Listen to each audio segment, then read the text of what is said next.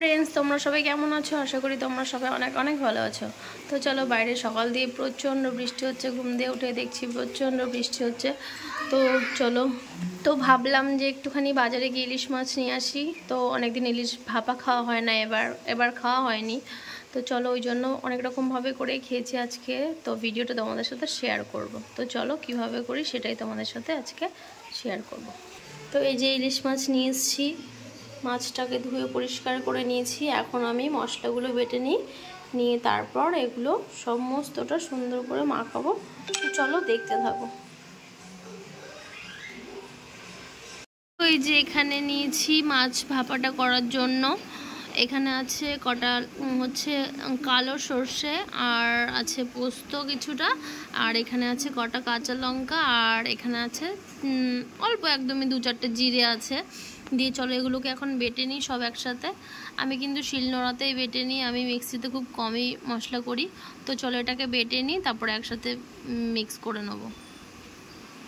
দেখো মশলাগুলো বেটে রেখেছিলাম, তো এগুলোকে এখন মাছের সাথে মিশিয়ে নেব। লবণ আর হলুদ দিয়েছি, আর এবার একটু দেবো সর্ষের তেল।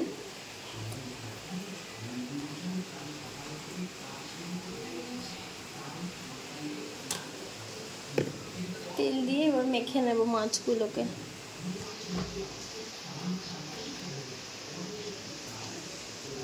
সামান্য একটুখানি জল দিতে হবে, একদম মশলার যে বাটিটা ছিল ওটাকে ধুয়ে একটুখানি জল দিয়েছি।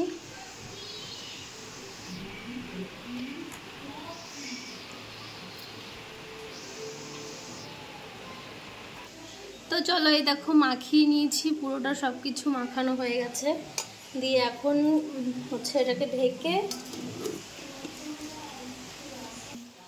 তো চলো তার আগে থেকে এই যে কড়াইতে একটু জল বসিয়ে রেখেছিলাম, জলটা প্রায় গরমও হয়ে গেছে। তো আর দেখো আমি একটা প্যাকেট বেঁধে রেখেছি, এই প্যাকেটটা ধরে বসিয়ে দেবো। দেখো, তো চলো একদম টাইম দেখে 25 মিনিট এটা এরকম থাকবে। তো তারপর খুলে আমি দেখাবো কীরকম হয়েছে না হয়েছে। তো চলো ভিডিওটা দেখতে থাকো। কেমন হয়েছে দেখা যাক খুলে। ভীষণ গরম ছিল, তো অনেকক্ষণ রেখে দিয়েছি, দেওয়ার পর এই যে এখন খুলছি। জানি না কেমন হয়েছে,